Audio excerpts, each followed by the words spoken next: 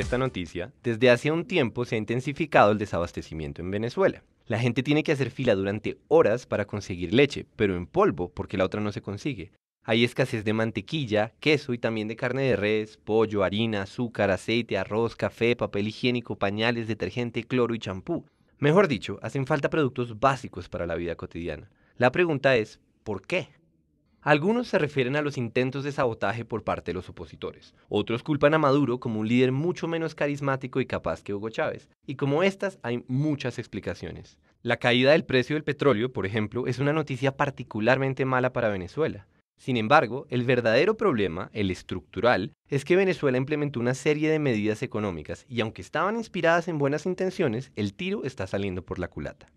Pero antes de hablar de medidas económicas, pongámonos en contexto. Cuando los expertos dicen que la economía venezolana está fallando, la idea de fondo es que Venezuela, en lugar de economizar recursos, los desperdicia. Así de puntual es el problema. Pero, ojo, desperdicio no solo es botar agua o dejar la luz prendida. Desperdicio es usar los recursos en vano, cualesquiera que esos recursos sean. Tiempo, espacio, talento humano, conocimiento, no importa. El punto es que Venezuela, el país con la mayor reserva petrolera del mundo, está sufriendo de desabastecimiento porque hay 30 millones de personas que no logran coordinarse para ofrecer bienes y servicios, al menos no de forma eficiente. Entonces, si en efecto esto es lo que está pasando, busquemos la evidencia. Un buen lugar para comenzar es PDVSA, que es como Ecopetrol, pero en Venezuela. Por extraño que parezca, además de extraer petróleo y venderlo en el exterior, PDVSA importa alimentos para distribuirlos como parte de su misión de abastecer al pueblo venezolano. No es que esto esté mal en sí mismo, ni tampoco que este hecho pueda explicar el desabastecimiento, pero es muy diciente que una petrolera sea la entidad elegida para entregar alimentos. Ahora piensen en la burocracia en Venezuela. Por ejemplo, para importar productos hay que comprar dólares, pero resulta que en Venezuela el Estado es el que vende dólares y entonces hay que pasar por un proceso burocrático que puede durar meses antes de importar cualquier cosa. Por otra parte, las empresas nacionalizadas en este momento no producen ni una cuarta parte de lo que producían antes y en cambio se pasan su tiempo llenando formularios, solicitudes, informes y todo tipo de papeleo para poder hacer su trabajo. Para colmo, se han perdido toneladas de alimentos que se pudrieron en almacenes porque nadie los llevó a su punto de entrega. Eso sin mencionar la corrupción que se come en los recursos del país y las fallas de coordinación que hacen que todo sea más lento. Y lo más grave es que este fenómeno se alimenta a sí mismo. El tiempo que los venezolanos gastan haciendo filas para poder comprar los productos que necesitan es una consecuencia del desabastecimiento, pero también es la causa de más ineficiencia. Estamos hablando de millones de horas humanas que se van a la basura y que se hubieran podido utilizar para mejorar la situación del país. Otra fuente de desperdicios es el esfuerzo que gasta el gobierno venezolano vigilando que nadie compre más de la cuenta o que no vendan en mercados negros. Claro, como no hay comida suficiente, muchas personas compran todo lo que se puedan llevar, pero eso solo intensifica el problema del desabastecimiento. Entonces, el Estado decidió implementar controles para identificar a los compradores y evitar que acaparen muchos productos. En algunas zonas del país se llegó al extremo de usar tecnología biométrica para realizar estos controles. Esos son algunos ejemplos. La pregunta es, ¿por qué está pasando todo esto? Y aquí es que entra la carreta teórica. Coordinar los esfuerzos de millones de personas es algo que desborda las capacidades de cualquier grupo de funcionarios.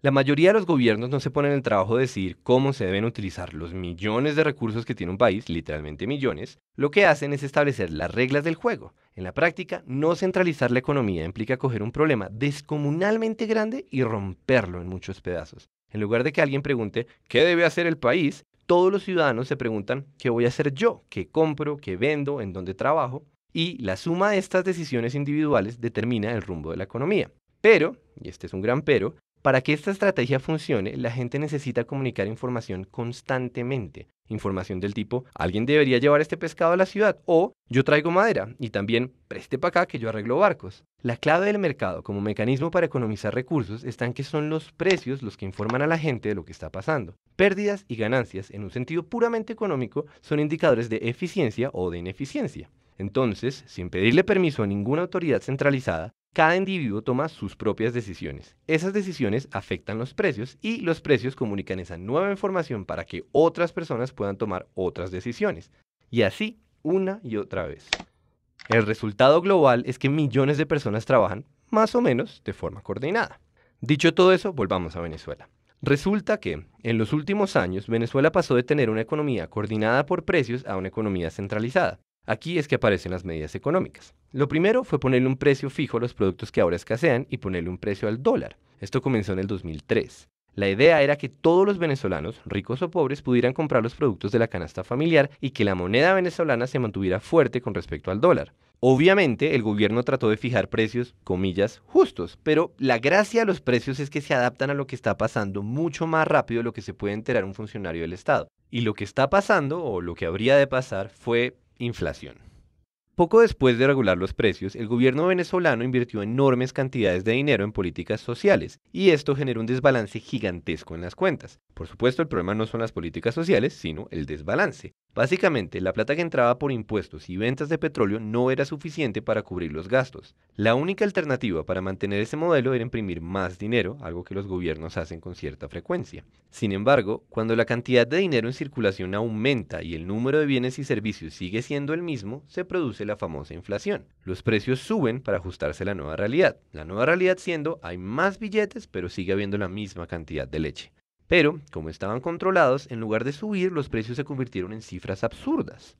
Acto seguido, los productores y los distribuidores de alimentos empezaron a quebrarse y muchos se fueron del país porque el negocio dejó de ser rentable.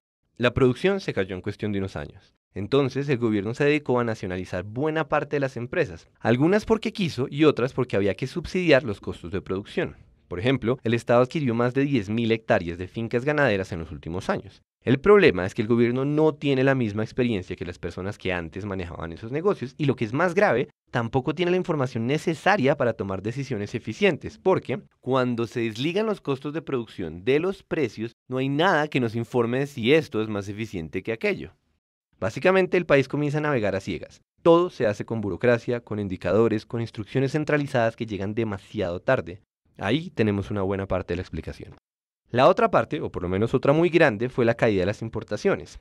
Ya dijimos que el dólar tiene un precio artificial en Venezuela. Pues bien, como solo el Estado vende a ese precio, conseguir dólares se volvió la titánica burocracia que mencionamos al principio. El gobierno debe elegir a quién se los da y con qué propósito, porque a ese precio no le alcanzan para todos. Y como si fuera poca cosa determinar cuál es la mejor manera de gastar esos dólares, o sea, el clásico problema de tener una economía centralizada, además, el gobierno debe partir de la desconfianza porque existen demasiados incentivos para la corrupción. Está el mercado negro, que también es una consecuencia de regular los precios. Piensen que todo aquel que logra comprarle al Estado un dólar o un pollo puede revender esas cosas, pero mucho más caras. Y por otro lado está la dificultad de controlar que nadie se robe los recursos públicos. Para que se hagan una idea de la dimensión de este problema, el gobierno reconoció que se han perdido al menos 25.000 millones de dólares por culpa de la corrupción. Entonces, ni modo, ahora Venezuela debe invertir una enorme cantidad de recursos para asegurarse de que otros recursos, como los dólares, se usen de forma adecuada. Eso implica supervisar las importaciones, vigilar los procesos de producción y controlar el comportamiento de los ciudadanos. El resultado, más desperdicio y más ineficiencia. Y con esto volvemos a la idea inicial. Como habrán notado, esta historia tiene una moraleja bastante reciclada a estas alturas del siglo XXI, y es que debemos distinguir entre los ideales que inspiran una serie de medidas económicas y las consecuencias de esas medidas, por ejemplo, el desabastecimiento. Después de todo, no son los ideales los que nos dan de comer, sino el modo en que usamos los recursos que tenemos.